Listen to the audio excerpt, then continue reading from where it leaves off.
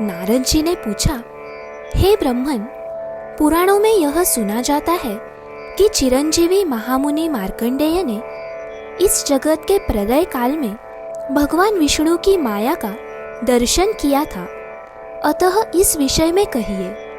श्री सनक जी ने कहा, नारद जी, मैं उस सनातन कथा का वर्णन करूंगा, आप सावधान होकर सुने।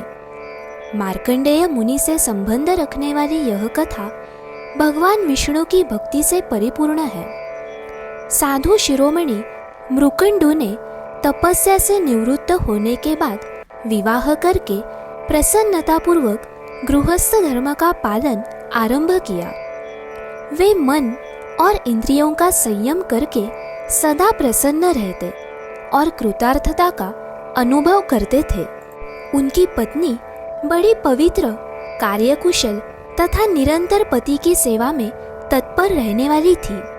वे मन, वाणी और शरीर से भी पातिव्रत धर्म का पालन करती थी।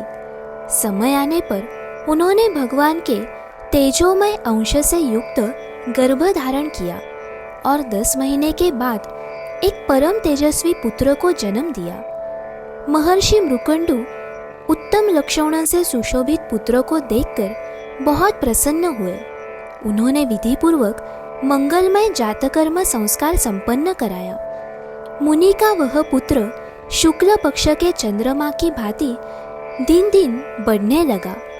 विप्रवर तदनंतर 5वें वर्ष में प्रसन्नतापूर्वक पुत्र का उपनयन संस्कार करके मुनि ने उसे वैदिक धर्म संहिता की शिक्षा दी और कहा, बेटा, ब्राह्मणों का दर्शन होने पर सदा विधिपूर्वक उन्हें नमस्कार करना चाहिए।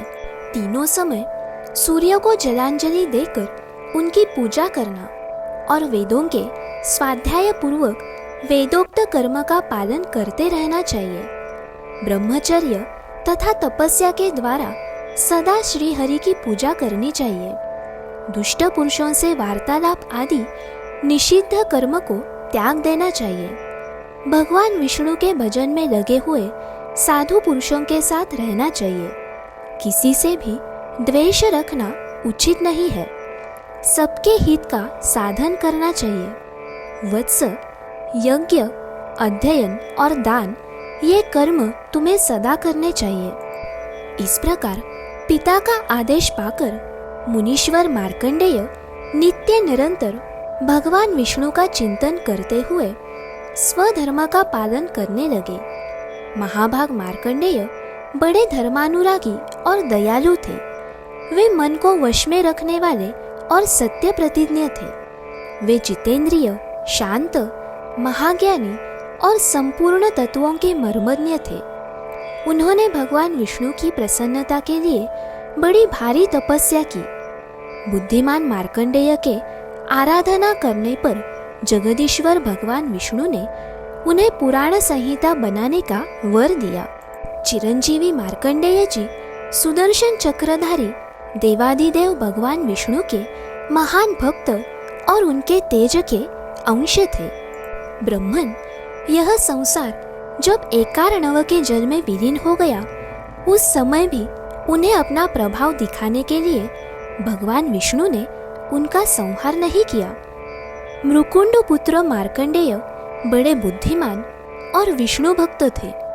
भगवान श्रीहरि स्वयं जब तक सोते रहे तब तक मार्कंडेय जी वहां खड़े रहे। उस समय का माप मैं बतला रहा हूँ, सुनिए। 15 निमेष की एक काष्ठा बताई गई है। नारद जी, 30 काष्ठा की एक कला समझनी चाहिए।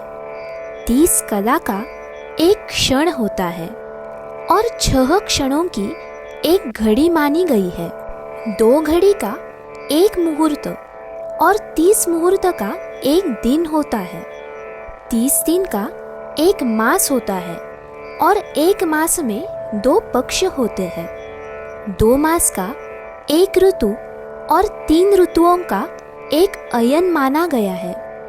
2 अयन से एक वर्ष बनता है, जो देवताओं का एक दिन है। उत्तरायण देवताओं का दिन है और दक्षिणायन उनकी रात्रि है। मनुष्यों के एक मास के बराबर पितरों का एक दिन कहा जाता है। इसलिए सूर्य और चंद्रमा के संयोग में अर्थात अमावस्या के दिन उत्तम पितृकल्प जानना चाहिए। 12,000 दिव्य वर्षों का एक दैवत युग होता है। 2,000 दैवत युग के बराबर ब्रह्मा के एक दिन रात्रि का मान है। वह मनुष्यों के लिए सृष्टि और प्रलय दोनों मिलकर ब्रह्मा का दिन रात रूप एक कल्प है। 71 दिव्य चतुर्युग का एक मनवंतर होता है और 14 मनवंतरों से ब्रह्मा जी का एक दिन पूरा होता है। मुने, जितना बड़ा ब्रह्मा जी का दिन होता है उतनी ही बड़ी उनकी रात्रि भी बताई गई है। विप्रवर, ब्रह्मा जी की रात्रि के समय तीनों लोकों का नाश हो जाता है। मानव वर्ष गणना के अनुसार उसका जो प्रमाण है वह सुनो। मुने, 1,000 चतुर्युग अर्थात 4,000 युग का ब्रह्मा जी का एक दिन होता है। ऐसे ही 30 दिनों का एक मास और 12 महीनों का उनका एक वर्ष समझना चाहिए। ऐसे 100 वर्षों में उनकी आयु पूरी होती है। उनके कालमान के अनुसार उनकी संपूर्ण आयु का समय 2 परार्ध का होता है। ब्रह्मा जी का 2 परार्ध भगवान विष्णु के लिए एक दिन समझना चाहिए। इतनी ही बड़ी उनकी रात्रि भी बताई गई है। मृकुंडनंदन मार्कंडेय जी उतने ही समय तक उस भयंकर एकार्णव के जल में भगवान विष्णु की शक्ति से बलवान होकर सूखे पत्ते की भांति खड़े रहे। उस समय वे श्रीहरि के समीप परमात्मा तत्व का ध्यान करते हुए स्थित थे। तदनंतर प्रलय काल का अंत समय आने पर योग निद्रा से मुक्त हो श्रीहरि ने ब्रह्मा जी के रूप से इस चराचर जगत की रचना की। जल का उपसंहार और जगत की नूतन सृष्टि देखकर मार्कंडेय जी चकित हो गए। उन्होंने अत्यंत प्रसन्न होकर श्री हरि के चरणों में प्रणाम किया।